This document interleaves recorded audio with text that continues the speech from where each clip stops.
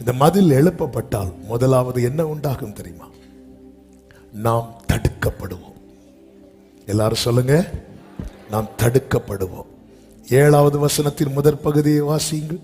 அவள் தன் நேசர்களை பின்தொடர்ந்தும் அவர்களை சேருவதில்லை, அவர்களை தேடியும் கண்டுபிடிப்பதில்லை. இதுதான் மதில் எழுப்பினா உள்ள விசேஷம். சில கான்டாக்ட் நமக்கு கட் ஆகும். அதுதான் நாம தடுக்கப்படுவோம். நம்ம பிள்ளைங்களை பத்தி ஒரு கம்ப்ளைண்ட் வருதுங்க, கம்ப்ளைண்ட் வருது. நம்ம எல்லாருமே நம்ம பிள்ளைங்க விஷயத்துல ரொம்ப செல்ஃபிஷா தானே இருப்போம்.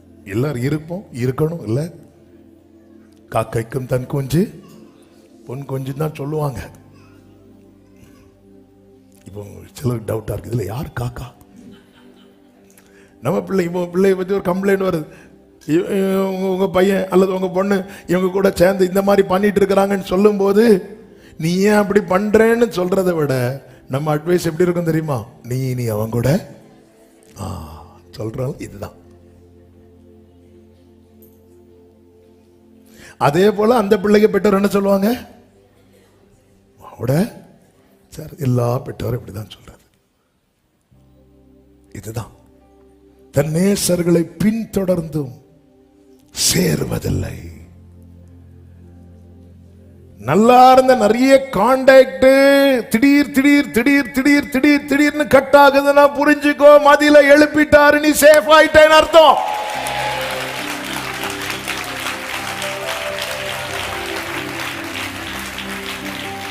தேவன் சிலரை நம்மிடத்தில் சேர விடவில்லை, சிலரிடம் நம்மை சேர விடவில்லை. இதுதான் சபையை இன்று நீ கேட்க வேண்டிய சத்தியம்.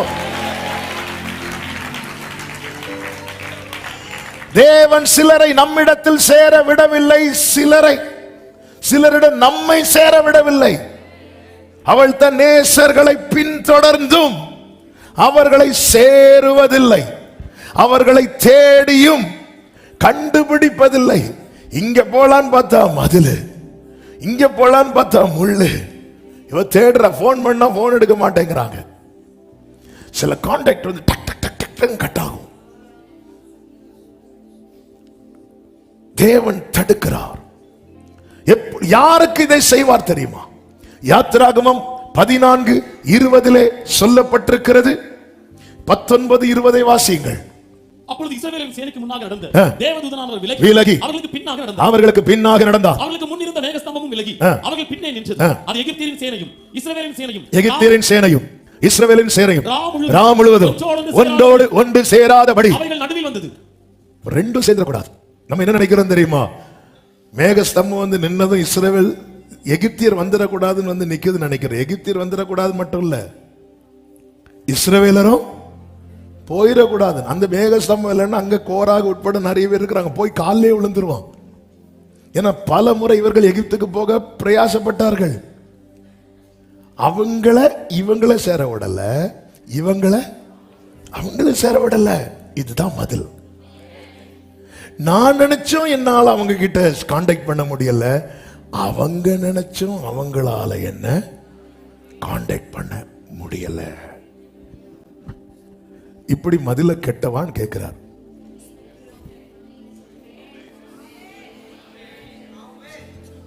ஆமென், ஆமென்.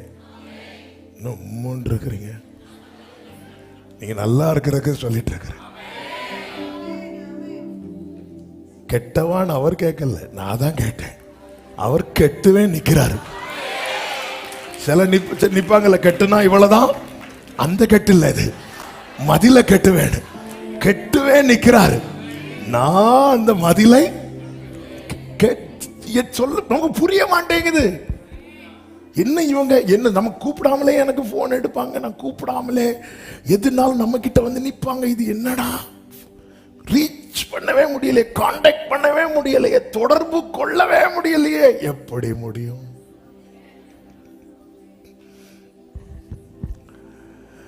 சாஸ்திரிகள் இயேசுவை பார்க்க போகும்போது ஏரோதை பார்த்து விட்டு போனார்கள். அவங்க இயேசுவை பார்த்து விட்டு திரும்பும் போது மதில கட்டிட்டார். ஏன்னா நீ இப்ப யார மீட் பண்ணிட்டு வர தெரியுமா? ஜீசஸை மீட் பண்ணிட்டு வர. இயேசுவை சந்திக்கிற ஒவ்வொரு தருணமும் உன் வாழ்க்கையின் பாதுகாப்பு மதில் கட்டப்படும். மதில கட்டணும். எருசலேமின் மதில்களை கட்டுவீராக. எருசலேமின் மதில்களை கட்டுவீராக. என் வாழ்க்கையிலே ஆண்டவரை உம்மை விட்டு தூரம் போக பண்ணும்படியான நான் தெரிந்தெடுத்த அத்தனை பாதைகளும் அடைக்கப்படுவதாக. ஹல்லேலூயா, ஆமென் சொல்லுங்க பார்க்கலாம். கர்த்தர் சிலரை நம்மை விட்டு தூரப்படுத்துவார், சிலரை விட்டு நம்மை தூரப்படுத்துவார். 88வது சங்கீதம் 18வது வசனத்திலே சங்கீதக்காரன் இப்படி சொல்லுகிறான், சிநேகிதனையும் தோழனையும் தூரமாக விலக்கினீர். எனக்கு தூரமாய் போனார்கள் என்று சொல்லவில்லை, எனக்கு தூரமாக விலக்கினீர். எனக்கு அறிமுகமானவர்கள் மறைந்து போனார்கள். எப்ப அவங்களை வீட்டுல தேடி போனாலும் ஆளு வீட்டுல இல்ல, ஆளு உண்டு. மறைந்து போனார்கள். மதிலை எழுப்பிட்டாரு. ஏன்? ஏன்? உனக்கு ஒரு சிநேகிதர் உண்டு, உனக்கு ஒரு தோழன் உண்டு. ஹல்லேலூயா. நல்ல கவனமா கேளுங்க. தாவீது சொல்லுகிறார், தூரமாய் விலக்கினீர். தாவீதுக்கு ஒரு சிநேகிதன் உண்டு, தூரமா விலக்கிட்டார். யாரு தெரியுமா? யோனத்தான். தூரமா விலக்கிட்டார். ஏன்னா 2 பேரும் எப்படி நேசிக்க ஆரம்பிச்சிட்டாங்க தெரியுமா? உயிரை போல. உயிரே பதர்வா.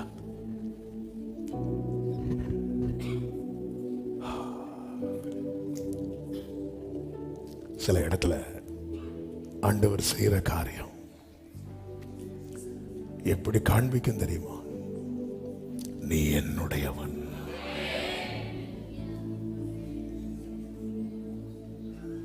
நீ என்னுடைய, யூ ஆர் மைன்.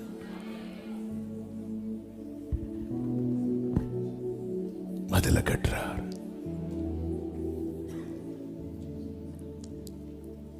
இந்த மகிமைய கர்த்தருக்கு கொடுக்காம மற்றவர்களுக்கு கொடுப்பதினாலே ரொம்ப வேதனைப்படுகிறார் ஆண்டவர். யாரால் உனக்கு இந்த உயர்வு வந்தது? யாரால் உனக்கு இந்த மேன்மை வந்தது? யாரால் உனக்கு இந்த கனம் வந்தது? யாரால் உனக்கு இந்த வாழ்வு வந்தது? நீ உயர்த்தப்பட்டதுனால உன் வாழ்க்கையில ஒரு மதில கட்டுனேன்னா நேற்று வர இருந்த அத்தனை கான்டாக்டும் இல்லாம ஆயிரும். இதுதானங்க நம்ம பிசினஸ்ல அல்லது ஏதோ ஒரு சின்ன வீழ்ச்சி வந்தா கூட நமக்கு நிறைய கான்டாக்ட் சர்ன்னு இல்லாமலே ஆயிரும். இந்த மழை காலத்துல வர பூச்சிகள் மாதிரி தான் நிறைய தொடர்புகள். கொஞ்ச நேரத்துல நம்மள சேர்ந்து அப்படி வாயத்திறந்த வாய்க்குள்ள வர போயிடும். எத்தனை மீட்டிங்ல சாப்பிட்டு இருக்கிறோம் தெரியுமா? ஹல்லேலூயா. சரி, இனி இது வெளியே எடுக்க முடியுமா? ஒண்ணும் பண்ண முடியாது. ஒரு 2 hours தாண்டாது.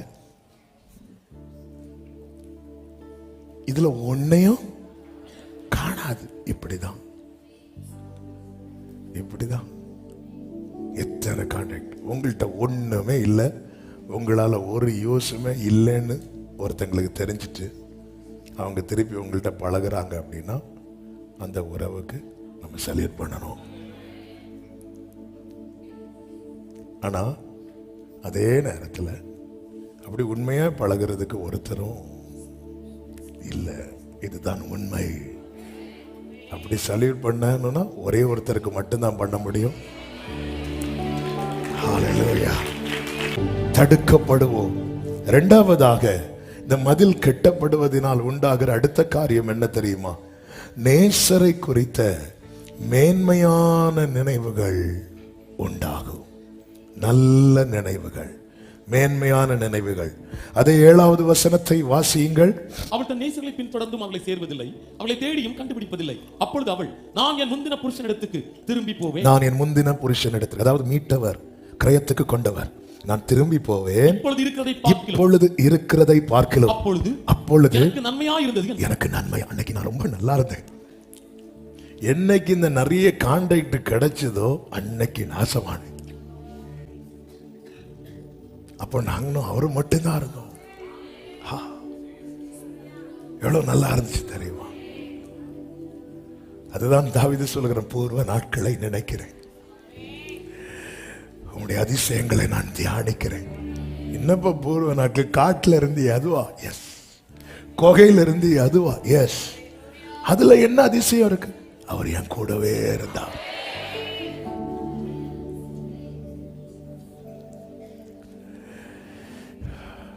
ஜீசஸ். நாங்க சண்டே ஸ்கூல் சின்ன வயசுல ஒரு ஸ்கிட் பண்ணோம். அதாவது வீட்டில் ஒரு முதியவருக்கு பர்த்டேக்கு பிள்ளைங்க பேர பிள்ளைங்கெல்லாம் ஃபாரின்லேருந்து வர்றது மாதிரி எல்லாரும் வந்து பயங்கரமாக ஃபோட்டோலாம் எடுத்து பிள்ளைங்களுக்கு அப்பாவுக்கு பர்த்டே, பேர பிள்ளைங்களுக்கு தாத்தாக்கு பர்த்டே, பயங்கர கொண்டாட்டம். எல்லாம் அப்படியே இந்த ஸ்கிட்டு பண்ணிட்டு கடைசியில் சரி கேக் கட் பண்ணலாம், கேக்கை வச்சுட்டு ஹாப்பி பர்த்டேன்னு பாடும்போது தான் ஒரு பேர பிள்ளை சொல்கிறான், தாத்தா எங்க? அப்புறம் தான் எல்லாருக்குமே ஞாபகம் வருது, ஆமா அவர் எங்க? அதுக்கப்புறம் அவரை போய் பின்னாடி ரூம்லேருந்து தூக்கிட்டு வந்து உட்கார வச்சு கேக் கட் பண்ணுற மாதிரி. எதுக்கு அதை போட்டோன்னா, கிறிஸ்மஸில் எல்லாம் கொண்டாடுறோம், யாரும் இல்லை ஜீசஸ் இல்லாமல். நான் இப்போ எதுக்கு இதை சொல்கிறேன்னா, எல்லாம் நம்முடைய பார்டர், நம்முடைய எல்லை வந்து பெரிதாக பெரிதாக பெரிதாக எல்லா செலிப்ரேஷனும் இருக்கும். ஆனால் அந்த இடத்துல நம்ம பல நேரத்தில் யாரை மறக்கிறோம் தெரியுமா? அதற்கு காரணமானவரை மறக்கிறோம். அதாவது, ஆண்டவரே, என் வாழ்க்கையில் ஒரு மதிலை எழுப்புறதுனால நான் உங்களை தான் நினைப்பேனா? எழுப்புங்க ஆண்டவரே. உங்களை மறக்க பண்ணுகிற பாதையில முள்ளுகளால நீங்க அடங்கப்பா. அந்த பாதை நீ இந்த ட்ராக்ல வந்துட்டு உனக்கு டெய்லி இவ்வளோ கிடைக்கும் அவ்வளோ கிடைக்கும். உங்களை அதை மறக்க பண்ணுதா? உன் வாழ்க்கையில சிலதை தடுக்கிறதும் சிலதை அடைக்கிறதும் சிலதை உன்னை விட்டு தூரப்படுத்துறதும் எல்லாம் ஒரே காரணத்துக்காக அவர்கிட்ட நீ வரணும். அவர்கிட்ட நீ வரணும். எத்தனை அன்பு ஜீசஸ். அவர் பாரம் நம்ம மேல வைக்கிறதும் அவர் அடிக்கிறதும் எல்லாமே அன்பின் நிமித்தம் மட்டுமே. ஏன்னா நாம இன்னைக்குள்ள சந்தோஷத்தை பார்க்கிறோம், அவர் நாளைக்குள்ள சந்தோஷத்தை பார்க்கிறார்.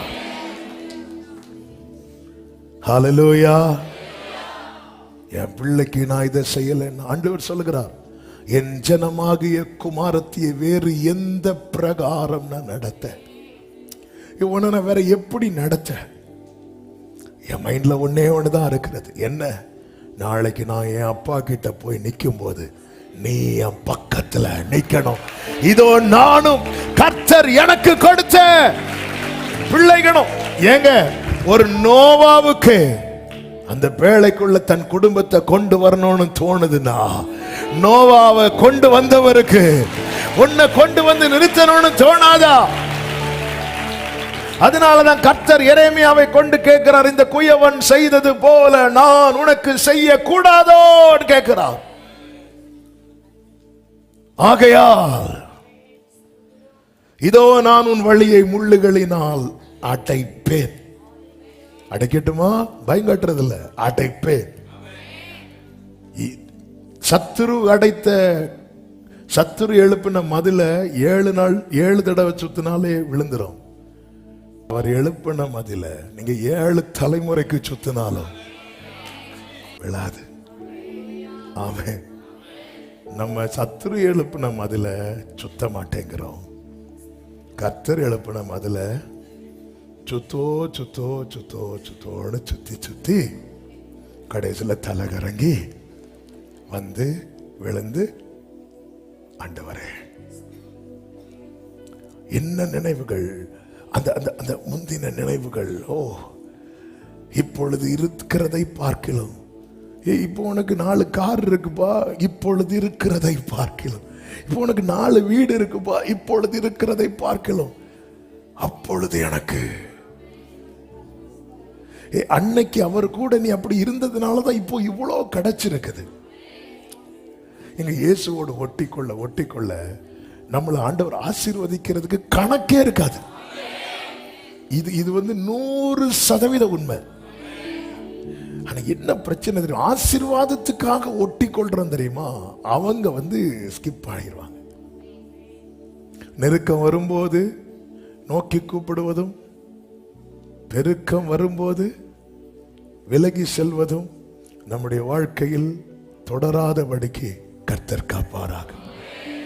எவ்வளவுதான் உயர்த்தப்பட்டாலும் நானும் இயேசுவும் என்கிற நிலையிலே நம்முடைய வாழ்க்கை தொடர கர்த்தர் மதிலை கட்டுவாராக. நேசரை குறித்த மேன்மையான நினைவுகள் உண்டாகும். மூன்றாவது, இந்த மதில் கட்டப்படும் போது அவர் அண்டை நெருங்கும் அனுபவம் உண்டாகும். 14வது வசனத்தை வாசியுங்கள். ஆயினும் இதோ நான் அவளுக்கு நயங்காட்டி. எப்படி நயங்காட்டி இருப்பார் சொல்லுங்க? இப்ப என்ன காட்டினாலும் வர்றதுக்கு ரெடியா இருக்கிறான். ஏன்னா காட்டுறதுக்கு வேற யாருமே இல்ல. மதில் கட்டது முன்னாடி அப்படி இல்லை. ஆண்டவர் அவளை பார்த்து மகளேன்னு கூப்பிட்டா, இன்னொருத்தன் வெளியே இருந்து டார்லிங். அப்ப அங்க இருந்து நயங்காட்டுறதுக்கு 7-8 பேர் இருந்தாங்க. எது நல்லா இருக்கு? அது பரவாயில்ல, இது பரவாயில்ல. லோத்து தன் கண்களை ஏறெடுத்து பார்த்த போது சோதம் அவனுக்கு நல்லா இருந்துச்சு. ஏன்னா மதில் இல்ல. அவருடைய நேசத்தை விட வேற நேசம் பெருசா தெரிஞ்சது, மதில் இல்ல. இப்ப அவளால கான்டாக்ட் பண்ண முடியல, ரீச் பண்ண முடியல. இப்ப இவர் கூப்பிடுறாரு நயங்காட்டி. அவளை வனாந்திரத்தில், பயங்காட்டி இல்ல, நயங்காட்டி. என் ஆண்டவருடைய விருப்பம் என்ன தெரியுமா? அவர் எவ்வளவு பெரியவர் என்று பார்த்து நீ பயப்பட்டு அவரை ஆராதிக்கணும், அதுல மட்டுமே கிடையாது. அதை தாண்டி அவருடைய அன்பை பார்த்து நீ நெருங்கி வரணும். அன்பின் கயிற்றா